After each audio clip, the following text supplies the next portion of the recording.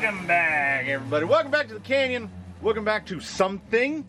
It's a thing. This is a thing. I'm recording with a camera. I'm gesticulating with my hands. I don't know what it is, though. It's a little bit from the comments. It's a little bit brought to you by the support of members like yourself. Someone had dropped off an item for me. It's in the thumbnail. Deez bands.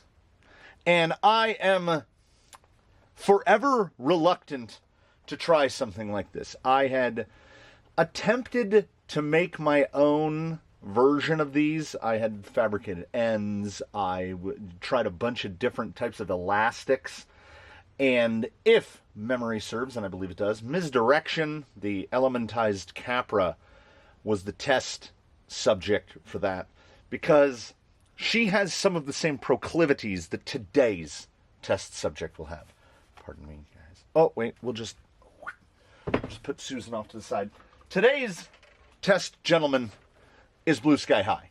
What is Blue Sky High? Much as Misdirection is an elementized Capra, Blue Sky High is an elementized MST CFXW. So underneath, the parts that remain that are MST are the axles. He's still running MST CFXW portal axles. Stealth XF in the center. Rhino. 3542 Outrunner 1450 kV. Used four-wheel steer. Running a pair of Flash Hobby 60 kgs. And he can be run on 3S or 4S. Quite easily. I tend to prefer 3S. There's a little bit less wheel speed, and I've never felt wanting for steering torque. So he, for at least for the time being, he's a 3S gentleman. Why is he the perfect subject? I get it. Perfect is perhaps potentially a misuse of that word. Why do I think that he is the most fitting test recipient for something like suspension bands? It is because of this. Blue Sky High is neither light nor heavy. He weighs in at precisely as outfitted right now, RTR with the 2200 battery.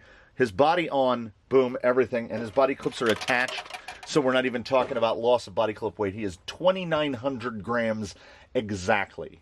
2.900 kilograms. Which in Freedom units, 6.391 pounds. We'll call it 6.4 pounds.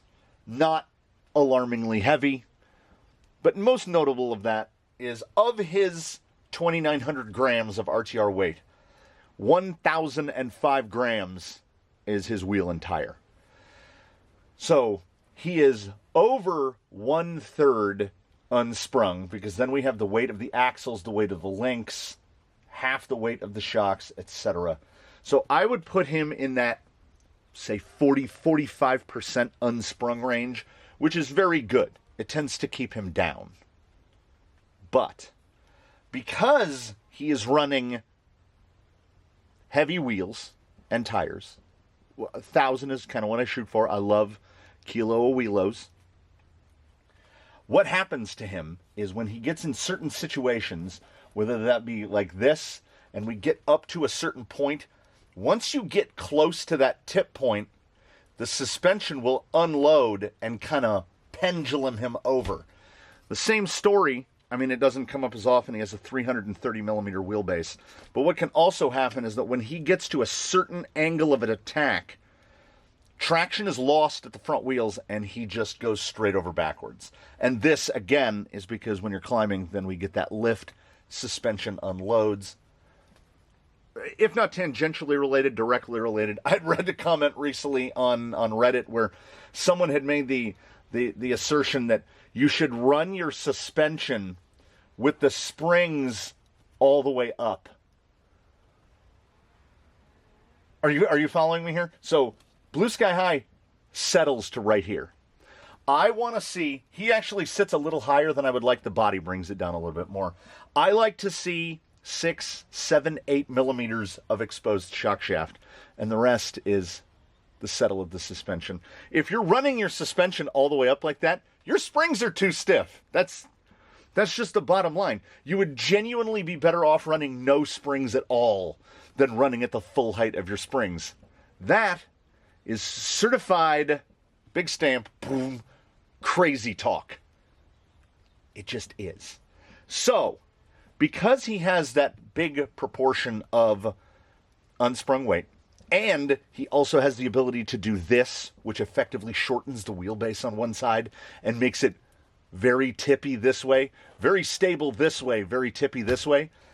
He's a bit of a dynamic fellow. So the only way I can think to Quickview / from the comments / test these is to take him out to some obstacles where he will unload. Side hilling, really steep vertical stuff, do a couple things, come back in, figure out the best way to mount these. I feel like I'm going to have to mount them to the insides of the shocks. So maybe space the shock. And it's, no matter what I do, it's suboptimal. Unless maybe I can go inside the frame. I don't know. I'm going to have to figure this part out because with his steering angle, he puts the tire right into the shock.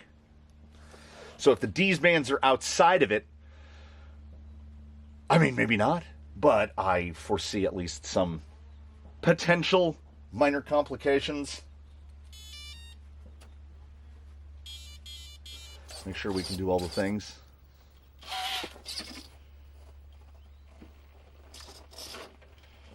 He's a good boy. As I said, Stealth XF, so 18% rear underdrive. The 1450 is, it's an acceptable amount of wheel speed. Long wheelbase, because I've long believed that four-wheel steer is much closer to optimal the longer the wheelbase gets. I don't like four-wheel steer at a 313 wheelbase. 330 is about where we're at, which means the body is not. This is a 313 body, and when you're talking about going, that's over 10%. That's 10% over. The fitment is not amazing. We've got that front axle way out. So, I'm right now. The part of my brain that isn't in control of speech, which is most of it, my mouth will just talk with very little interaction from the brain. I am thinking of what obstacle sections to try. Something over at Hannah, Montana. Staircase, big side hill, sort of the usual stuff. Because I want to see the unloading. I want to see the front unload a lot. I want to see if we really get stupid approaches into side hills and really get this tire up. We'll establish that baseline. Not you, baseline. We'll establish a physical baseline, and then we'll put bands on it, and we'll see like if it feels any different. My experience in the past with my homemade bands was that there's a loss of compliance. Like, you lose compliance because you're pulling the shocks down. And there's not a lot of shock pull down to do, so it's going to stiffen up the suspension. And if I see judder and shudder, it's that you've got to give to get. And do I want to give that amount of compliance to get that ability to hold the nose down on climbs? And I don't know if I do. But there is truly and genuinely only one way to find out. And that way is to take this out there to where the rocks live and figure out if I can unconceive my preconceived notions. I thought foolishly I could just sit down and start recording without going into the garden shed to procure the gnat hat, and a gnat flew directly into my left eyeball before I could even get the camera turned on.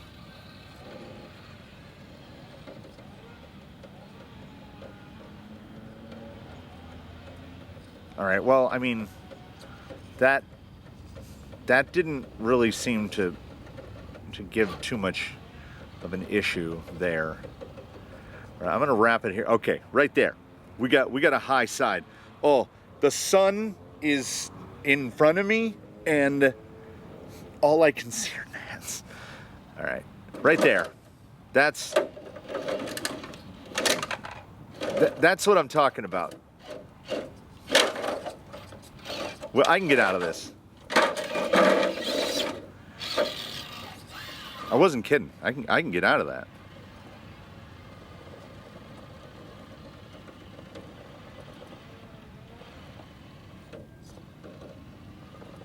All right, I'm looking for when it gets high. Okay, there we go. It settled right back down. As I've said, I have perhaps too much in the way of preconceived notions when it comes to things like suspension bands. So these are really going to have to show me something. And as you can see, when we get that little bit of traction hop like that, that to me generally implies that we're loading the suspension and we're not quite as compliant as we could be. And the bands are not going to improve that. So that's my primary worry. We don't have, because it's a big chunky knob tire, the forward drive suffers a little bit because you get a little bit of the jub. You're falling in between lugs. But we're willing to give that up because the Pro X has shown to be one of the tires most responsive to four-wheel steer. And four-wheel steer will just allow us to just extricate. For your listening pleasure today, not one chainsaw, but two chainsaws and a lawnmower. All right, I'm gonna, like I said, we're gonna try to keep it dumb. So let's get up as high on there as we can. So that's fully unloaded on the high side and fully compressed on the low side. Okay, here we go. This transition off here should really lighten the front end. I mean, I tried to roll out. You can see that's just, we're fully flexed over as much as the body will allow us. Now here is the spot. Transitioning to yellows, this is the spot right here where the rear tire tends to over-compress. Right there, we're in a situation. And this is a specific situation where my brain cannot do the algebra on the fly. What direction do I turn the rear axle to push that front tire down?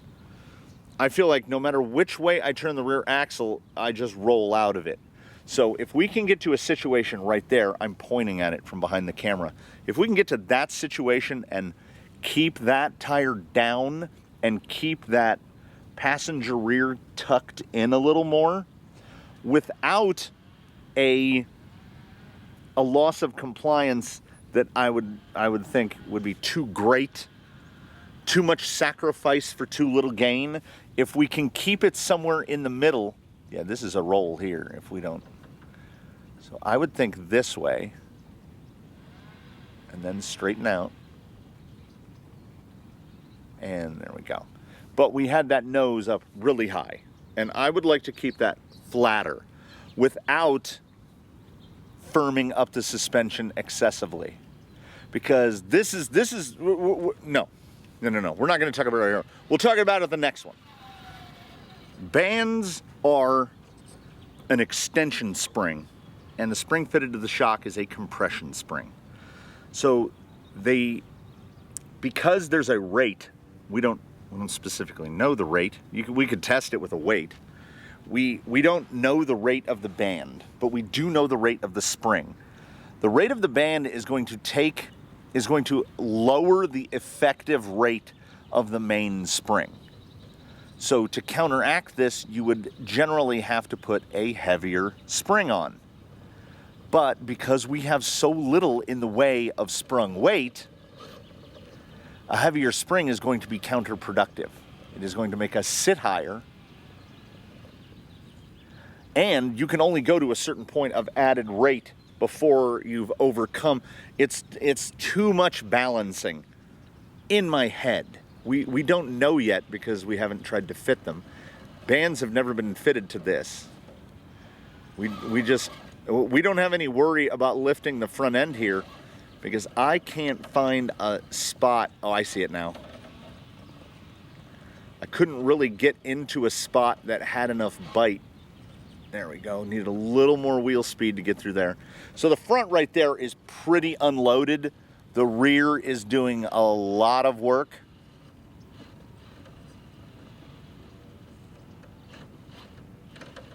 Yeah, I'm trying to find that spot where there's some bite. Right there, right there. Right there. Perfectly prime example. I got more grip out of the driver rear than I had anticipated. Passenger was slipping quite a lot. So we've put that nose up into the air and we are right there. I think the only reason it's holding, honestly, is I've got about 20% four-wheel steer dialed in. So if we straighten it back out, we can maybe push it back down. But will it get us out of it? That's virtually all the weight of the vehicle. We're putting 2.9 kilos on one tire and maybe a little bit of the back of the body.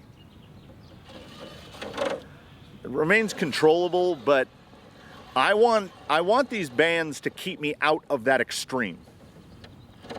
Need to get around that. I'll try a little more to the right. Okay, right there. Again, now we're lifting the other side. I think that is correctable this way. Yeah, it's very light now. So that is what we are trying to remedy without a loss of forward drive, because the Pro X in this configuration doesn't have the absolute most forward drive. It's kind of been pre-tuned to give me, like, the position ability is very, very good. I can really manipulate the position, the front and rear end of the rig to go where I want them to go. So I want the bands to help lessen the sacrifices that I've already made to give me this, like, sort of omnidirectional grip. Keep the front and rear end more planted, but without a big loss of compliance. And I will know, let's say, very quickly whether or not it's working. So let me figure out how to put them on. Again, this might be one of those instances where I got perfectly lucky. Let's say I didn't have to change anything. Blue Sky High was already running. I can't grab them with my meat fingers, with my ham hands. Okay, Blue Sky High was already running these little 2.5 millimeter, 3 by 2.5 millimeter spacers. So with those removed from the top, there's the top mount. The band is on the inside. They're very difficult to see. There's the band running right inside the shock. So I mounted them to the inside, and all it did was push the base of the shock, where the shock mounts on the axle, by the thickness of the spacer of the band. They don't, like, they pull it down a little bit. So I am forever cautiously optimistic. Took about 10 minutes to mount, just by sheer chance and happenstance. Like, the screws that were, because we're using shock mount, link mount, same hole, the screws were the exact same length. MST uses lock nuts on the inside. I didn't have to change anything. I took spacers out, I put the bands in, and they went right on. I can't say that the installation will be that easy for everyone. I hope it would be.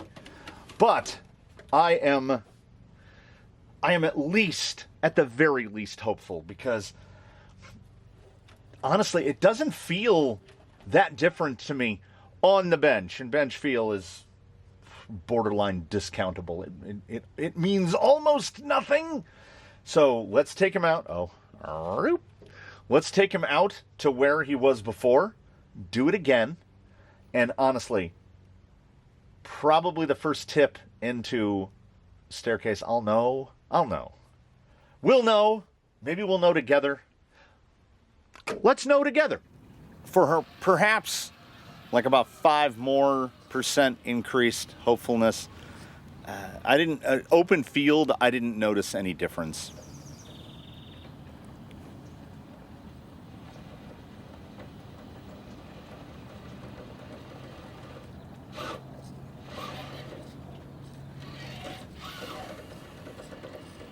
Oh, okay. Okay. Okay. Interesting. I'm noticing it's not that forward drive is significantly diminished. I can feel, if this was blind, I didn't know. Somebody took this in and put them on and didn't tell me. I would be able to tell something was different, but I would not be able to put my finger on it. I would not be able to tell what changed. Let's get right up here. Okay, I felt it there. I felt it right there.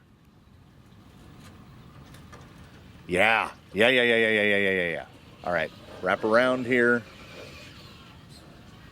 Can't see anything. There we go.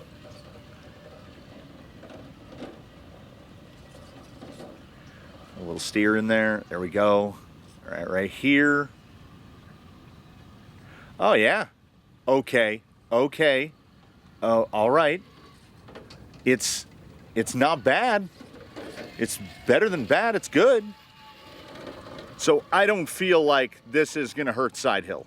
It shouldn't. If it does, it will be strange. There are some instances, and it's in a category that I would categorize as fleeting moments. There are these little fleeting moments where a tire just kind of goes, but, and I'm like, what is, and then it catches and goes. So that could be the, oh, yeah, all right. I was overly resistant. The gentleman who placed these in my hand months ago. Look at that topside tire. So we're gonna go in bad, right there. Now, ordinarily, that's too bad. Yep. I four-wheel steered myself right into that situation. So these have been not in my hands, but in a bin on the bench for months. And I was resistant because this is a product that I am overarchingly hesitant to outright recommend. As I said in the very beginning of this, when he was still sitting on the bench, I think Blue Sky High's setup and configuration is kind of, I guess the word is perfect for the application of these. There's that tire up, and it right, that throwdown, right? I can't ask for much more than that. I am, yes. The point in testing something is A, to find out if it works. B is also how far can we go before we overwhelm the new thing. Right, set it down, set it down, set it down. Yeah, these do what they are advertised to do, but, and my heavens, is it a big butt. I think as much as anything else, they bring with them a risk. And that risk is this, as simply as I can think to put it. These are a tool which are helpful in performing a specific task. But, and here comes that but from earlier, I went to some lengths to set up Blue Sky High's suspension. That is the link lengths, the link positions, the link geometry, all of it. In no situation would I take a factory fresh stock RTR or what have you and slap bands on it and be like, oh, it's so much better. Because these are frosting. You've got to figure out how to bake the cake first. You have to figure out what ingredients go together to make the cake. These can, will, and do work. But you have to get to the point where you can use them. And here is that little loss of compliance, that backslide. So here at the extreme of grip, I've lost a little bit, but we can overcome it. At least I think we can.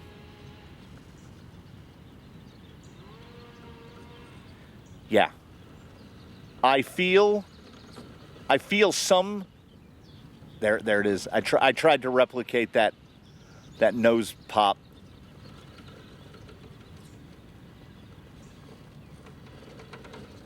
So, is it improved at the extreme? Yes. What we've done here, this is a tune. This is a tune. When you tune an engine for power, if you're not adding power, and this is a situation where we're not adding power, we're making an analogy here. You are effectively moving the power band. So what we've done is we've tweaked total available grip because we've moved it. We've moved that total available grip up more towards the extreme. Like right here where it's holding that tire really high, which is exactly what we succeeded in doing before, it feels more stable to me to some small degree. Right there. If you install these on your rig, if you order a set of Deez bands and put them on your vehicle and you feel them all the time, then you've done it wrong. I feel these in two little bumps on the curve on my suspension curve, let's call it. How does the suspension behave on effectively flat ground? How does the suspension behave when ascending, when descending? You have all of these variables and you put them all together and you have sort of like, imagine it's an arc, a curve, a gentle curve. And on that curve, I feel a spot where there's a dip because we've lost a little bit of mid-band compliance because the weight of the vehicle, the geometry of the suspension, the way the shocks are set up, we altered that when we introduced the bands in. But at the extreme, where you're lifting a tire and you're over transferring weight, you're getting that pendulum effect that you don't want. Then the bands are coming back and that negative that we had earlier is now a positive at the top. We have not increased total available grip, total available traction. We've moved it around. And I am absolutely willing to sacrifice a little bit of grip, drive, and stability in the lower mid, like in the first quarter. I will sacrifice some points in the first quarter to make them up in the fourth quarter. Ooh, we're putting an analogy on an analogy. It's just an analogy stew over here. Am I blown away? No. These did what I thought they would do. The negative bump is a little smaller than I thought it would be. And the positive bump is kind of what I hoped it would be. So we call that a net sum win. They're not coming off. He's going right back on his rack as he sits right now. This should also help in descending because it should stop the rear from unloading. So we are going to go on this descent, which is somewhere in the it's over 50 degrees. So we're going to go on this nice and slow. And yeah, super planted, really stops the rear end from unloading. Nice, put that tire right back down. So this is not an instance of what I had assumed. I always assume the worst. And when assuming the worst, you think to yourself, oh, we're going to lose a ton of compliance in exchange for basically pulling the sprung weight down. It's going to mess with the spring rates. It's not going to be desirable overall. But we didn't get that. The loss of compliance, I guess, like the spring rates that were already on here are pretty copacetic to whatever the rate of the bands are. That's fully unloaded in the front. I think without the bands, we would have rolled out of that already. Yeah, I like what it has done overall. It is not a magic potion. It is not going to give you the ability to levitate or see through solid matter.